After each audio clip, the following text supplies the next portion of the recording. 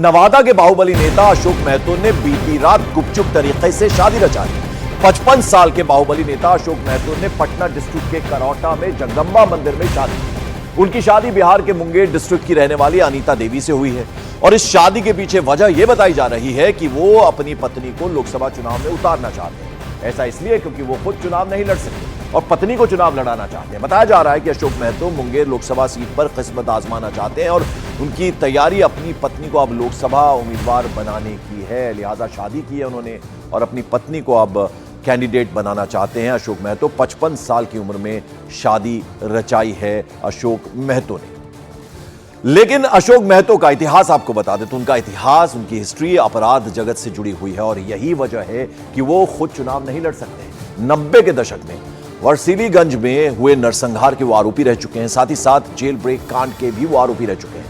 कुछ महीने पहले ही वो जेल से बाहर आए हैं और ऐसा बताया जा रहा है कि उनकी नजदीकियां आरजेडी से रही हैं और वो आरजेडी की टिकट पर अपनी पत्नी को चुनाव लड़वाना चाहते हैं। आरजेडी की तरफ से अभी मुंगेर सीट के लिए कैंडिडेट घोषित नहीं हुए और वो इस सीट पर अपनी पत्नी के लिए टिकट चाहते हैं। हालांकि कयास ये भी लगाए जा रहे हैं कि उनकी नजर मुंगेर के अलावा एक और सीट नवादा सीट पर भी है। चंद्रमोहन कुमार हमारे सहयोगी हमारे साथ जुड़ रहे हैं। चंद्रमोहन, क्या जानकारी? बिल्कुल, देखिए, अशोक महतो वो शख्स हैं, वो अपराधी हैं जिनका किसी जमाने में 90 के दशक में नालंदा, नवादा और जो शेखपुरा इलाका है यहाँ पर इनकी तूती बोलती थी और ये जो चाहते थे वही होता था। हालांकि इनके कई मामले इनके ऊपर दर्ज थे और उसके बाद आज से लगभग 4 महीने पहले 10 दिसंबर 2023 को ये जेल से छूट कर आए और उसके बाद से ही चुनाव की तैयारियों में लग गए थे। तकरीबन 17 साल जेल में रहने के बाद ये जेल से बाहर आए थे और आज से 1 महीना पहले लालू यादव से इनकी मुलाकात हुई थी, जिसमें लालू यादव ने साफ तौर पर यह कहा था कि मुंगेर से चुनाव लड़ने की आप तैयारी करिए। ये सजा याफ्ता है, कई इनके ऊपर आपराधिक मामले दर्ज हैं, ऐसे में चुनाव नहीं लड़ सकते। तो इन्होंने आनन फानन में आज से 1 दिन पहले एक मंदिर में, पटना से सटे करौटा इलाका है, वहां पर जाकर शादी की और उसके बाद फिर जो जानकारी मिली है उसके मुताबिक कल देर रात लालू यादव से मिलने के लिए पहुंचे थे पत्नी के साथ और लालू यादव से आशीर्वाद लिया है। साफ तौर पर समझा जा सकता है कि ये शादी जो हुई है ये चुनाव लड़ने की तैयारी के लिए हुई है और वो मुंगेर भी पहुंच चुके हैं और अब वहां पर चुनाव प्रचार में लग जाएंगे। जाहिर सी बात है, लालू यादव से ग्रीन सिग्नल मिला है और उसके बाद ये मुंगेर पहुंच रहे हैं। बिल्कुल हर्षवर्धन जी, राजनीति जो कराए सो कम है। लालू प्रसाद यादव और तेजस्वी यादव, इन दोनों में, पिता पुत्र में आपको क्या इनकी पॉलिटिक्स में फर्क नजर आता है? क्या आपको लगता है कि जिस तरह के आरोप आरजेडी पर लगते हैं वो ये रिस्क लेना चाहेंगे, शामिल करेंगे पार्टी में? मिले हैं लालू प्रसाद यादव से अशोक महतो और शादी रचा ली इलेक्शंस के वक्त? नहीं, मुझे लगता है कि जिस तरह का डेस्परेशन दिख रहा है अभी, पप्पू यादव से जिस तरह की मुलाकात लालू यादव की हुई, पप्पू यादव भले कांग्रेस पार्टी में गए लेकिन लालू यादव से एक तरह से जिनके वो शागिर्द रहे, फिर जिनसे उनकी अदावत रही, दुश्मनी रही, उन पप्पू यादव के साथ बैठकर वो रणनीति बनाते हैं। अब अशोक महतो उनके आशीर्वाद से, और ये तो बड़ा विचित्र है कि शादी इसलिए की जा रही है कि वो चुनाव लड़ सके, लेकिन इस सब के बीच में बिहार की जनता ने जो लंबे समय से जिस जंगल राज को, गुंडा राज को, अपराधियों को, बाहुबलियों को वहां की राजनीति से बाहर किया, फिर से उनको बैकडोर से स्थापित करने की कोशिश ये पार्टियां कर रही हैं। जनता, मुझे लगता है कि शायद समय बहुत बदल गया है, अब इस तरह के अपराधियों को स्वीकार नहीं करेगी और लालू प्रसाद यादव, तेजस्वी यादव, शायद उनको लग रहा होगा कि अगर 24 में फिर से 19 वाली हाल हो गई कि सिर्फ एक भी सीट नहीं मिली, एक अकेले किशनगंज कांग्रेस को मिली थी, तो उनकी राजनीति खत्म होगी, 25 का विधानसभा संकट में पड़ेगा, शायद इसीलिए वो डेस्परेशन में ये सारे काम कर रहे हैं। बिल्कुल, जरा आपसे भी मैं जानना चाहूंगा चंद्रमोहन, कितनी उम्मीद है इसकी? लालू प्रसाद यादव से मिले अशोक महतो, लेकिन जो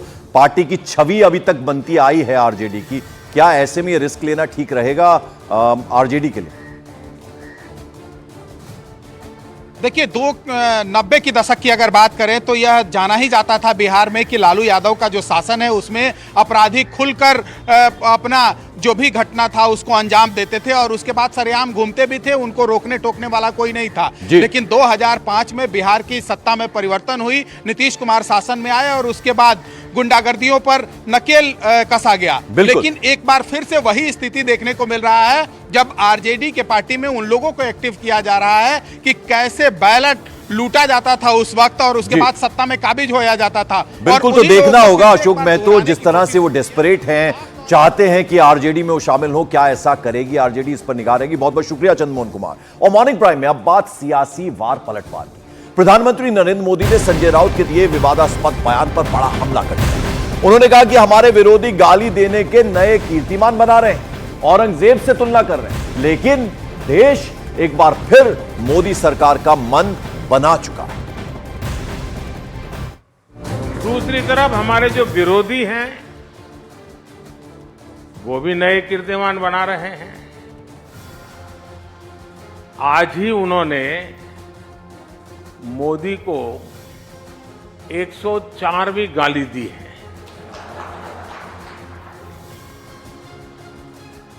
औरंगजेब कहकर नवाजा गया है। मोदी की खोपड़ी उड़ाने का ऐलान किया गया है।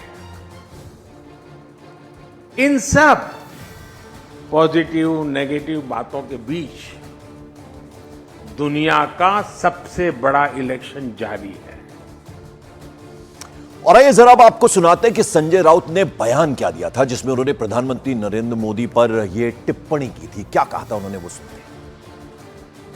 महाराष्ट्रात शिवाजी महाराज जन्माला आले आणि औरंगजेबाचा जन्म गुजरातमध्ये झाला।